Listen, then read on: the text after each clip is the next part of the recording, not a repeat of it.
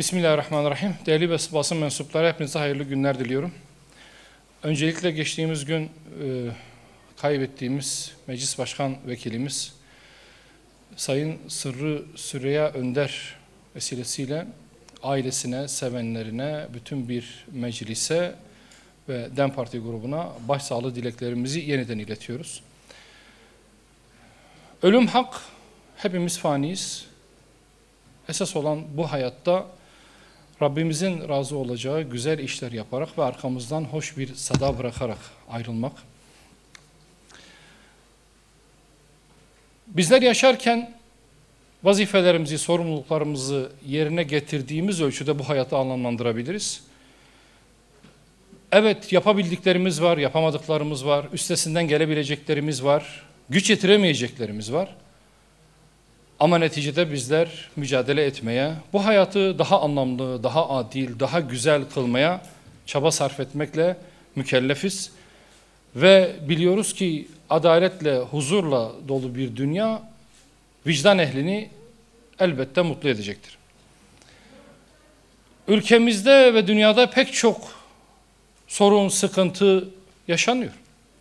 Çatışmalar, savaşlar, ekonomik sıkıntılar her zaman ülkemizin ve dünyanın gündeminde. Ama bu gündem geçip akarken bazı gündemlerin de ıskalanmaması gerektiğini buradan ifade etmek istiyorum. Özellikle bugün gündemimize alacağımız konu bizim de öteden beri korunmasının, güçlendirilmesinin önemine vurgu yaptığımız aile kurumu ile ilgili konu. Biliyorsunuz ülkemizde doğurganlık oranı azalıyor. Doğal yollardan çocuk yapma imkanı da azalıyor. Son zamanlarda evlenen çiftlerin doğal yoldan çocuk sahibi olamaması sebebiyle tüp bebek yapma çabalarını hepiniz biliyorsunuz. Ama maalesef bu konuda da ciddi sıkıntılar baş göstermiş durumda. Birçok çift çocuk sahibi olabilmek için tüp bebek yapmaya çalışıyor, ancak tüp bebek tedavi ücretlerinin dövize endeksli olması ve döviz kurunun da günümüzde yüksek olması sebebiyle özellikle dar ve orta gelirli çiftlerin ya bu umutlarını ertelemesine ya da bu umutlardan mecburen vazgeçmesine sebebiyet vermektedir. Madem ülkemizde doğurganlık oranı düşüyor, genç nüfus azalıyor, o halde devlet olarak, hükümet olarak hiç olmazsa tüp bebek yapmak isteyen çiftlerimize bir imkan oluşturmamız gerektiğini buradan ifade etmek istiyoruz. Masrafların devlet tarafından karşılanması, özellikle dar ve düşük gelirli ailelerin tüp bebek yapma konusunda teşvik edilmesi, bu konuda kendilerine maddi destek sağlanması gerektiğini ifade ediyoruz. Mevcut uygulamada biliyorsunuz 5 yıl genel sağlık sigortası primi yatırmış olmak ve 400 gün prime ulaşmış olmak şartıyla kamu tarafından bu masraflar, tedavi masrafları karşılanıyor.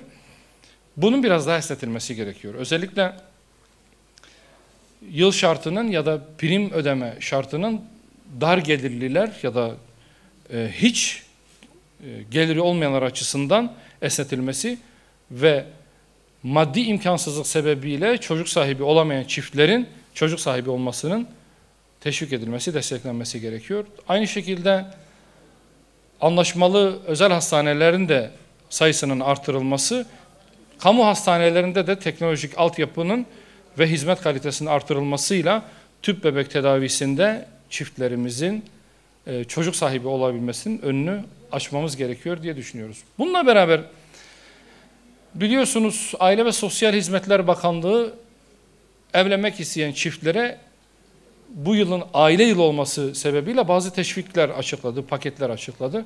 Bunlardan bir tanesi de 20 firmayla yaptığı anlaşmalarla çeyiz yardımı olarak %35'e varan bir indirim sağlanmasıydı. Bu tür teşvikler evliliğin teşvik edilmesi, çiftlerin muradına ermesi ve huzurlu bir yuva kurmaları açısından güzel adımlardır. Ama bunun özellikle bu firmalar tarafından suistimal edilmemesi için de buradan uyarıyoruz. Denetimlerin artırılması gerekiyor. Bunun suistimale açık bir alan olarak kalmaması gerekiyor.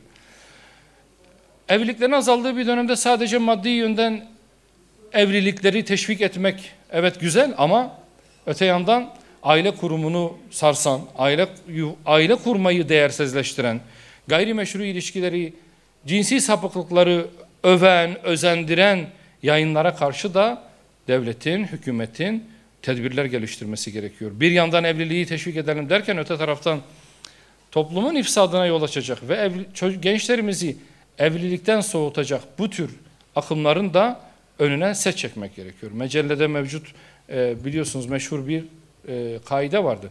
Def-i mefasit celbi menafiden evladır diye. Yani kötülüğü önlemek iyilik yapmaktan önce gelir. Bir yandan evet biz evliliği teşvik edelim, gençlerimizin evlenmesini sağlayalım, onlara maddi kaynaklar sağlayalım ama moral desteği de sağlayalım ve gençlerimizin evlenmesini engelleyecek, onları mutlu bir yuva kurma konusunda morallerini bozacak bu tür akımlardan da onları koruyalım. Bu yaklaşımımız bütüncül ve iki yönlü olmak zorundadır. Değerli basın mensupları, 2 yıldan fazla bir süredir Siyonist rejimin Gazze'ye yönelik saldırılarını konuşuyoruz. Oradaki insanlığa karşı işlenen suçları ve son dönemde gıda yardımının ulaştırılamaması sebebiyle artık susuzluk ve açlığın had safhaya ulaştığı bir dönemi yaşıyoruz. Siyonist terör rejimi sadece Gazze'ye değil, Lübnan'a da, Yemen'e de ve son zamanlarda Suriye'ye de saldırmaya başladı. Siyonist şebekenin ne yapmaya çalıştığını aslında hepimiz biliyoruz. Onlar işgal ve yayılma politikalarının gerçekleştirilebilmesi için istikrarsız, düzensiz ve huzursuz bir bölge istiyorlar. Bu açıdan Suriye'yi de hedef almış durumdalar.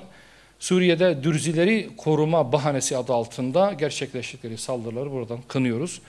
Sadece kınamakla da kalmıyoruz. İslam ülkelerini ve bölge ülkelerini de bu Siyonist rejime yapıp ettiklerine karşı tedbir almaya da davet ediyoruz. İslam İşbirliği Teşkilatı bir an önce toplanmalı ve Siyonist rejime karşı siyasi, ekonomik ve eğer mümkünse ileriki safhalarda askeri tedbirler geliştirmelidir diyoruz. Zira dün Gazze'de olan, sonra Lübnan'da, bugün Suriye'de, kim bilir Allah korusun yarın Türkiye'de karşımıza çıkacak. O yüzden tedbirimizi almak zorundayız.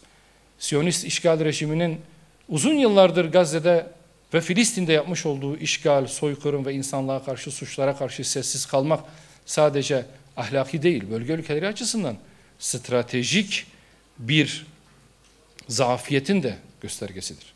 Buna bu zaviyeden bakmak ve hali hazırda toparlanmaya çalışan, bir şekilde sosyal bütünlüğünü, ekonomik kalkınmasını ve güvenliğini sağlamaya çalışan ve Esad rejiminden daha yeni kurtulmuş olan Suriye'ye karşı destekleyici, tamamlayıcı, teşvik edici bir politikayla yaklaşmak ve Suriye'nin de Allah muhafaza etsin Gazze gibi, Filistin gibi ya da Lübnan gibi bir duruma düşmesine engel olmak gerekiyor.